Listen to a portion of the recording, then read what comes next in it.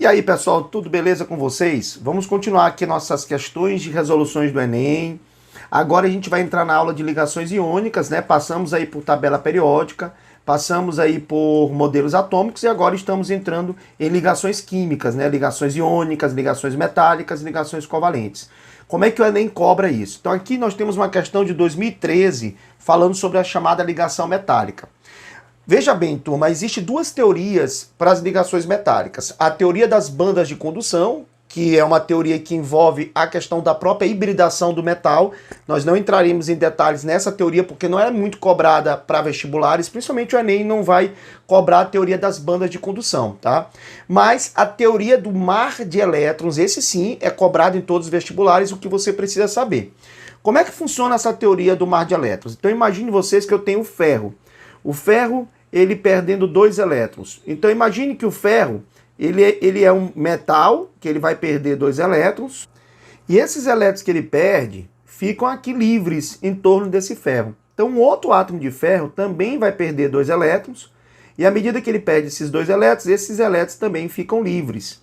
Agora imagina que esse ferro 2+ é um cátion, né? No caso cátion ferroso, aqui é outro cátion, e eles estão puxando mutuamente os elétrons um dos outros. Então, quer dizer, esse ferro atrai todos os elétrons para ele, para a direita, enquanto esse ferro da esquerda atrai todos os elétrons também para a esquerda. Então, imagina que os dois átomos de ferro, que são positivos, que são cátions, eles estão sendo atraídos e atraindo mutuamente esses elétrons.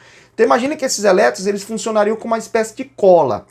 Mas essa cola seria mais eficiente quando? Imagina o seguinte, se eu tivesse o átomo de sódio, que é maior que o átomo de ferro, esse átomo de sódio estaria perdendo um elétron apenas, já que está no grupo 1, né, família 1A, e eu teria 2 átomos grandes atraindo apenas 2 elétrons. Então aqui também o outro átomo de sódio também estaria atraindo esses elétrons.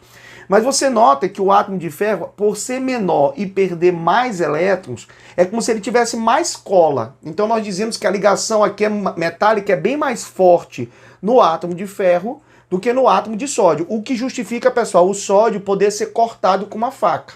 E o ferro ser uma estrutura extremamente resistente que é usada, inclusive, como vergalhões. Mas qual a explicação para que esse átomo de ferro tenha uma força de atração metálica muito mais intensa que a do sódio? Se você lembra da lei de Coulomb, né, vou apagar aqui, ó, se você lembra da lei de Coulomb, a força é igual a constante, que é 1/4π, permissividade do meio, isso aqui é a constante que ele chama de K, né, a constante de Coulomb, vezes o módulo das cargas, então aqui eu tenho carga geradora, carga de prova, dividido pelo quadrado da distância. Então, resumindo, nós sabemos que quanto maior forem as cargas, quanto maiores forem essas cargas que você tem no teu íon, maior vai ser a força de atração. Então, por exemplo, se você compara o sódio, que tem carga 1, e o ferro com carga 2, você já vê aqui que o ferro tem uma carga maior. Então, a carga aqui seria 2, ó, mais 2, certo? Enquanto a carga aqui do sódio seria mais 1. Então, bem aqui já começa uma grande diferença. O ferro tem uma carga maior que o sódio. Isso já geraria aqui um produto de cargas mais intenso. E o quadrado da distância. Quanto maior for a distância, menor a força. Quer dizer que se o sódio ele é maior, a distância também aumenta. Consequentemente, a força diminuiria. Então, no caso do ferro, eu tenho 2 fatores que aumentam muito mais a interação do ferro, que é a carga, por ser maior, 2+, e a distância do ferro por ser um átomo menor. Então são 2 fatores que influenciam aí na atração, nessa força de interação metálica. Seria a quantidade de cargas que o íon pode perder, então quer dizer que átomos que perdem mais elétrons tendem a ter forças de atrações maiores, isso inclusive serve também para as ligações iônicas. E átomos na tabela periódica que são maiores vão ter menor força, já que quanto maior o átomo, maior será essa distância aqui, pessoal. Então, nesse caso, quanto maior for essa interação, é mais difícil para você, por exemplo, entortar esse teu metal. Essa capacidade de você entortar o metal é o que nós chamamos de maleabilidade. Então, existem algumas propriedades que vão ser influenciadas por essa força de interação. Que propriedades são essas? Maleabilidade, ductibilidade, né? A capacidade de você esticar o metal. Então, são propriedades metálicas, e vamos colocar, então, tira um print aí para você lembrar disso aqui na hora que estiver estudando, Tá? E vamos agora entender o que a questão está falando, né? Sabendo agora que a ligação metálica é chamada de mar ou nuvem de elétrons, tá? Então a palha de aço é um material de baixo custo, de vida útil pequena, utilizado para lavar louças. É um emaranhado de fios leves e finos que serve para remoção por atrito de resíduos. A propriedade do aço que justifica o aspecto físico, ora, que aspecto físico ele está falando? Fios, né, pessoal? Fios.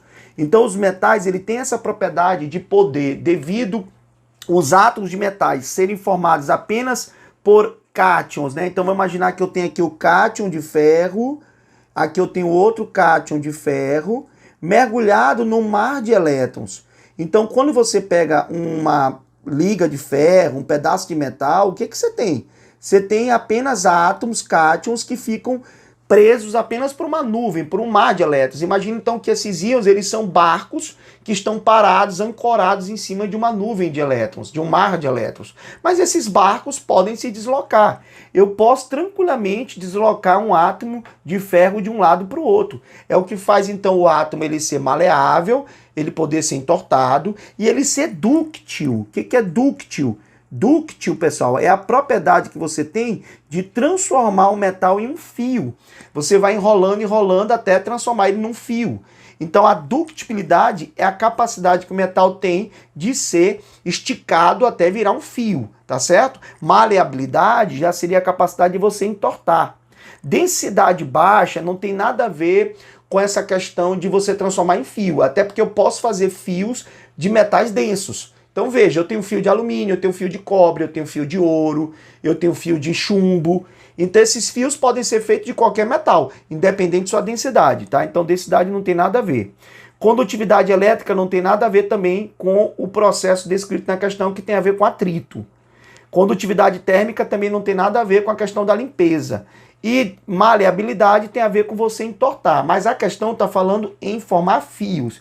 E formar fios, a resposta é ductibilidade. Então veja, todas essas propriedades metálicas, elas estão decorrentes desse tipo de ligação, que é chamada ligação metálica ou ligação de mar de elétrons, tá? Mas no caso da questão, transformado em fio, é o que nós chamamos de ductibilidade, beleza? Pessoal, obrigado aí pela atenção, se inscreve no nosso canal aí, marca o sininho para receber toda semana aí nossas questões e até a próxima questão. Forte abraço!